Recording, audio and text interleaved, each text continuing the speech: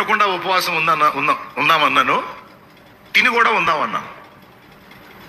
తిని ఉపవాసం ఏంది నాయన అంటే నాకేం తెలుసు, ఆయన చెప్పాడు. చూడు, ఆయన ఏదో ఉపవాసం చెబుతున్నాడు, ఒకసారి చూడు. 6వ వచనం నుంచి ఉంది చూడండి.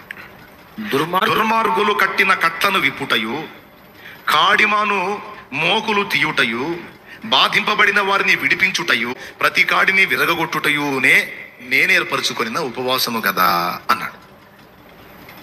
ఇంతకీ ఎవరి కట్లు ఉడదీయాలి, ఎవరి కాడిమాను మోకులు ఉడదీయాలి, ఏం చేయాలి? ఎద్దుల సంగతి చెబుతున్నాడా, మనుషుల సంగతి చెబుతున్నాడా?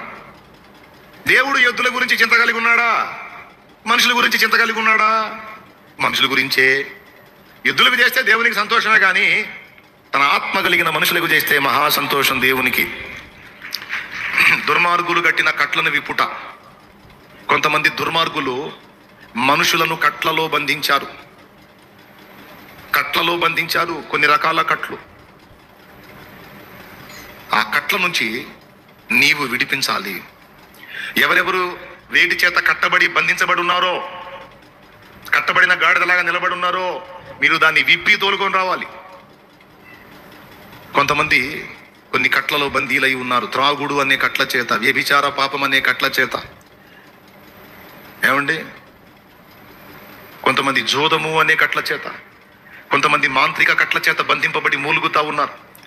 వారిని దర్శించి, వారితో మాట్లాడి, వారిని ప్రేమించి, వారిని ఆ కట్లలో నుండి బయటికి తీసుకొని రావటం నువ్వు గాని చేస్తే అది దేవుని దృష్టికి ఉపవాసం. సోదరుడు, అర్థమైందా నేను చెప్పిన మాట? స్తోత్రం చెప్పండి అందరూ కలిసి, ఎలుగెత్తి చెప్పండి గట్టిగా. అది ఉపవాసం అట దేవుని దృష్టికి. కట్లలో బంధింపబడిన వారిని బంధ విముక్తుల్ని చేయుట దేవునికి ఇష్టమైన ఉపవాసము. కాడిమాను మోకులు అన్నాడు. అంతకుముందు మన మీద అపవాది బరువైన కాడి మోపాడు.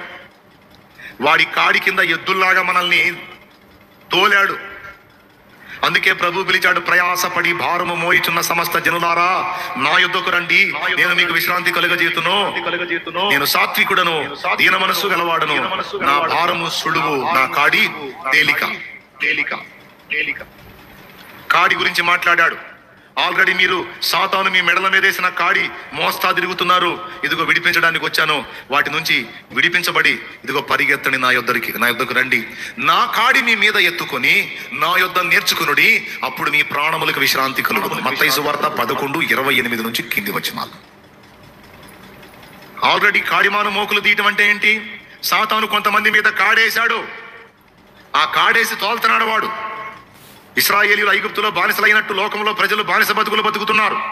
ఒక్కొక్కడు ఒక్కో దానికి బానిస అయిపోయాడు. బానిసై ఉన్నటువంటి వాళ్ళు మీకు కనబడాల్సింది వాడి మెడ మీద సాతాను మోపిన బరువైన కాడి. కొంతమందికి ఆచారం అనే కాడి, కొంతమందికి అలవాట్లనే కాడి, కొంతమంది దురాచారాల్లో ఉన్నారు. తెలుసా మీకు ఆచారాలు? అవి ఒక కాడి. ప్రజలకు సత్యమును ప్రకటించుట ద్వారా, యేసును ప్రకటించుట ద్వారా, సువార్త చెప్పుట ద్వారా, ప్రభువునొద్దకు ఆత్మలను నడిపించుట ద్వారా సాతాను కాడిని విర్రగొట్టి, కాడిమాను మోకులు విప్పి ప్రజలను నీవు క్రీస్తునొద్దకు తోలుకు రాగలిగితే అది దేవుడు మెచ్చుకునే ఉపవాసము. ఆత్మలను నీవు విడిపించగలిగితే, ఆత్మలను నీవు రక్షించగలిగితే, ఆత్మలను నీవు సాతాను కాడి కింద నుండి యేసయ్య కాడి కిందికి తీసుకురాగలిగితే అది నేను ఏర్పరచుకున్న ఉపవాసం, అది నాకు ఇష్టమైన ఉపవాసం అని నేను చెప్పాలా? దేవుడే చెప్పాడు. ఉందా లేదా చూడు అక్కడ. అవునా? ఈరోజు ఇక్కడ కూర్చున్న వాళ్ళలో నేను కానీ మీరు కానీ మనందరం ఒకప్పుడు లోకానుసారమైన జీవితంలో బలహీనతల్లో ఉన్నాం. మనం సాతాను కాడి మోసామా లేదా? వాడి కట్లలో బందీలం అయ్యామా లేదా? కాలేదా? వ్యసనాలు ఏం లేవా? దురలవాట్లు ఏం లేవా? తేడాలు ఏం చేయలేదా? పుట్టిన దగ్గర నుంచి పరిశుద్ధంగా వచ్చారా? ఏం తప్పులు లేవా? ఇష్టం వచ్చినట్టు బతికాంగా. అసలు ఎట్ట బతుకుతున్నామో, ఏం మాట్లాడుతున్నామో, ఏం చేస్తున్నామో, ఏం కోతలు కూస్తున్నామో ఏమన్నా తెలిసిందా మనకి? అది ఇప్పుడు తెలిసినాయి.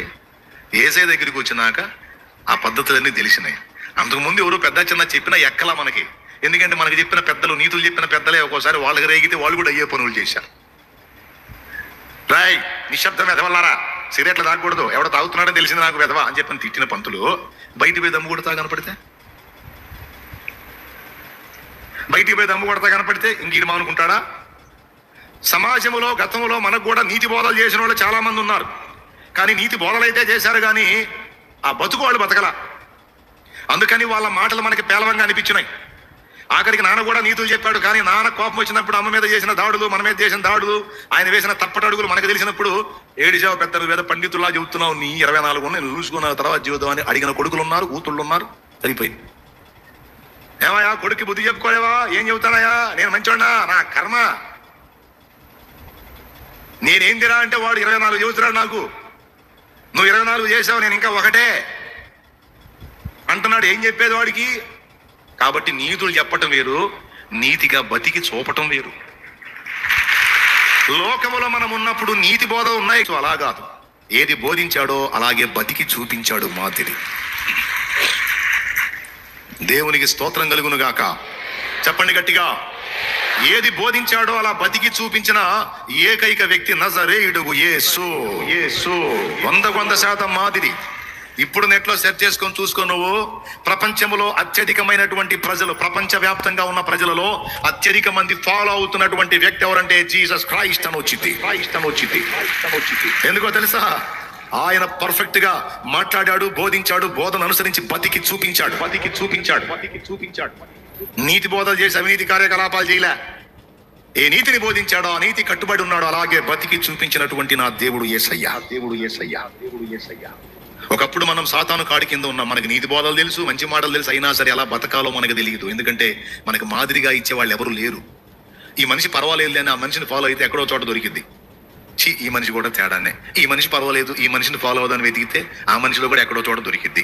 ఈ మనిషి కూడా తేడా. కొంతమంది నన్ను చూసి అన్నను ఫాలో అవుదాం, చాలేమన్నా బాగా దగ్గరగా నన్ను ఫాలో అయ్యనుకో, నా దగ్గర కూడా దొరుకుతాయి. పోయి వాగులో దూకాల్సి వచ్చింది నువ్వు. కాబట్టి ఎవరిని ఫాలో అవ్వాలి? 100% తప్పు లేనివాడు, అప్పు లేనివాడు, కొడితే నొప్పు లేనివాడు నజరేయుడగు యేసు. మార్గము, సత్యము, జీవము యేసు. శాలేమన్నా చెప్పానా? నేనే మార్గం, నేనే సత్యం, నేనే జీవం చెప్పాను. అంత సీన్ నాకు లేదు. ఆ డైలాగ్ చెప్పేదానికి అర్హత ఉన్నోడు, యోగ్యుడు ఒక్కడు, యేసే. కాబట్టి ఇప్పుడు యేసయ్య దగ్గరకు వచ్చి నాకు బతుకు అర్థమైంది, బతుకు విలువ అర్థమైంది, ఎలా బతకాలో అర్థమైంది, ఎలా బతకూడదో అర్థమైంది. సైతాన్ గాడి కాడి కింద ఉన్నప్పుడు ఎడిపోతున్నామో, ఏమవుతున్నామో, ఏం జరుగుతుందో అర్థం కాల. దేవుని కృప ఏందో తెలుసా? దేవుని బిడ్డల్ని మన దాకా నడిపించి యేసయ్య గురించి మనకు తెలిసేటట్టు చేసి, నువ్వు వచ్చావంటే ఇక్కడికి నీ కోసం కష్టపడ్డోళ్ళు ఉన్నారు ఇక్కడ దాకా నిన్ను తీసుకొని రావడానికి. ఎవరి అది హృదయంలో పెట్టుకున్నావు, ఏదో ఒకనాడు దర్శించబడ్డావు, వచ్చి కూర్చున్నావు, మారుమనసు పొందావు, రక్షణ పొందావు, దేవుని బిడ్డవయ్యావు. నువ్వు ఇలా రావడానికి, బంధకాల్లోంచి నిన్ను విడిపించడానికి దేవుడు ఎవరో ఒక వ్యక్తిని వాడుకున్నాడు, ఒక మనిషినే వాడుకున్నాడు. నువ్వు రావడానికి కూడా ఒక మనిషినే వాడుకున్నాడు. దేవుడు తానే దిగి నీ దగ్గరకు రాడు, ఆయన నీ దగ్గరకు ఒక మనిషిని పంపుతాడు. ఆ మనిషిని వాడుకొని నిన్ను సాతాను కాడి మోకులు నీ మీద వేసాడు కదా, మోకులు కట్టాడు కదా, మోకులు ఓడదీసి నేను బయటికి తీసుకొచ్చేటట్టు ఒక మనిషిని వాడుకున్నాడు. ఆ మనిషి ఇప్పుడు నీ కట్లు తెంచి నేను ఎక్కడికి తీసుకొచ్చిందో తెలుసా? ఎక్కడ తీసుకొచ్చాడో తెలుసా? యేసయ్య కాడి కిందికి తీసుకొచ్చారు. వాళ్ళు నాకు ఇష్టం అన్నాడు దేవుడు. వాళ్ళు నాకు ఇష్టం. అట్లాంటి వాళ్ళు చేసిన ఆ కార్యము నేను ఉపవాసముగా పరిగణిస్తానన్నాడు.